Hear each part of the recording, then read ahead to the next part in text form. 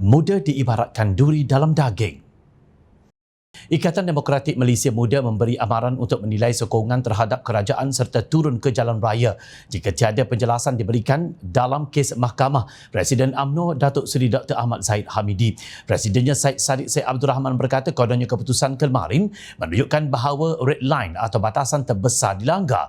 Sebab itu Muda ambil langkah gerakkan kempen protes di jalan raya dan media sosial dan juga kempen dakwa Zahid. Katanya, walaupun hanya mempunyai satu kerusi parlimen, kerajaan boleh hilang majoriti 2/3 dalam parlimen jika Muda berbuat demikian. Kerajaan kini disokong oleh 148 anggota parlimen, jumlah asas untuk membentuk 2/3 dalam parlimen.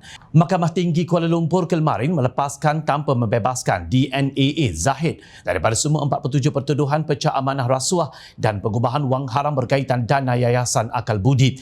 Hakim Colin Lawrence Sekwara membuat keputusan itu selepas mendengar 11 alasan Timbalan Pendakwa Raya Muhammad Dasuki Mukhtar untuk menghentikan prosiding. Antaranya Dasuki berkata beliau menerima arahan daripada Jabatan Peguam Negara AGC untuk menghentikan pertuduhan terhadap Zahid dan memaklumkan mahkamah bahawa kes itu hendaklah diklasifikasikan sebagai DNAA. Dasuki antaranya memberitahu mahkamah bahawa Zahid membangkitkan isu yang amat serius dalam surat representasinya, antaranya berkenaan dakwaan beliau menjadi bangsa pendakwaan terpilih kerajaan sebelum ini. Perkara itu mengundang kritikan pelbagai pihak termasuk daripada pemimpin dan parti kerajaan sendiri kerana pihak pendakwaan telah membuktikan kes prima facie terhadap Zahid. Tindakan Muda dilihat tidak menunjukkan keikhlasan sebenar perjuangan mereka yang kononnya ingin memastikan tiada penyalahgunaan kuasa pihak tertentu dalam kerajaan. Ahmad Zahid dilepaskan tanpa dibebaskan. Menerusi DNAA, orang yang kena tuduh memang akan dilepaskan daripada pertuduhan yang sedang dihadapi ketika itu. Bagaimanapun individu itu pada bila-bila masa boleh dihadapkan balik ke mahkamah atas pertuduhan yang sama. DNAA membolehkan pendakwaan semula dengan bukti yang lebih kukuh dan ini akan mendorong kepada pendakwaan yang tidak dapat dicabar oleh pihak defendan. Kenapa ketika Presiden Bersatu Tan Sri Mahyadin Mat Yassin dilepaskan dan dibebaskan baru-baru ini, Muda tidak boleh mendesak agar AGC membuat sebarang penjelasan? Kenapa apabila kes Ahmad Zahid, Muda dilihat beria-ia sehingga mengugut untuk menarik sokongan dan membuat protes jalanan kononnya kerajaan campur tangan?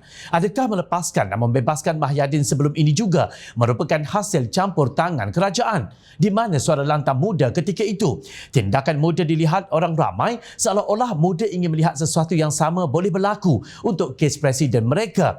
Untuk rekod, pada tahun 2020, Suruhanjaya Pencegahan Malaysia SPRM telah membuka 5 kertas siasatan bagi menyiasat isu berkaitan Ahli Parlimen MUA Syed Saddiq Syed Abdul Rahman melibatkan pecah amanah jenayah dana armada bersatu yang berjumlah RM1 juta, penyalahgunaan wang sumbangan PRU14 yang berjumlah RM120,000 dan pengubahan wang hasil aktiviti haram dengan memindahkan wang berjumlah RM100,000 untuk 2 transaksi.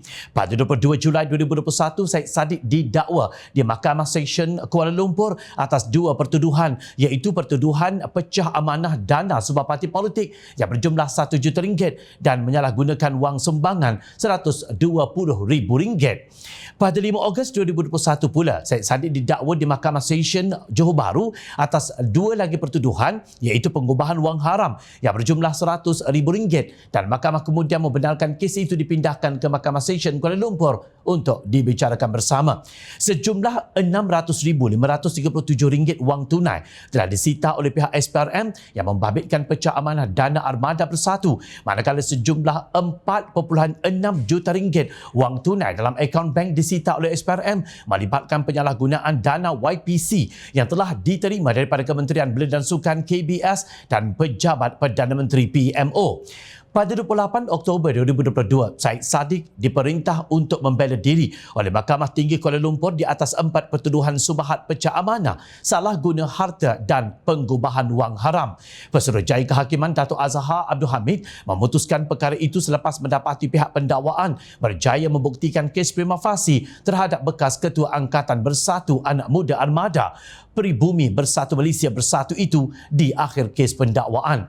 Mahkamah seterusnya menetapkan tarikh tarikh perbicaraan untuk Syed Saddiq membela diri bermula 22 hingga 24 Februari serta 13 dan 14 Mac 2023. Pada 14 April 2023 yang lalu, pendakwaan dan pembelaan selesai hujahan dan mahkamah belum lagi menetapkan tarikh bagi keputusan itu. Jadi persoalannya, apa tujuan Muda menyatakan penarikan sokongan ketika ini? Hanya satu kerusi di Parlimen kecohnya macam jaga satu Malaysia.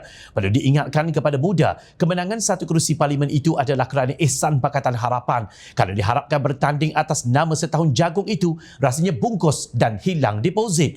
Bak kata para netizen, sila keluar. Adapun hanya sekadar menyemak, malah menjadi duri dalam daging. Ada bagaikan tiada. Orang berbudi kita berbahasa, usah bermegah kononnya berprinsip dan berfalsafah jika semuanya disandarkan kepada kepentingan sendiri.